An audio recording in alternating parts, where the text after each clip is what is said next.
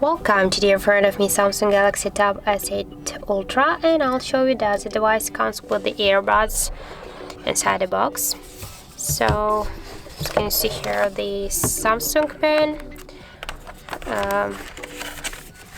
Here we got the paper box with the USB with a USB-C cable, and also we got here the SIM tool with the box of some paperwork, and unfortunately we have no here by default the earbuds, and you should buy it separately.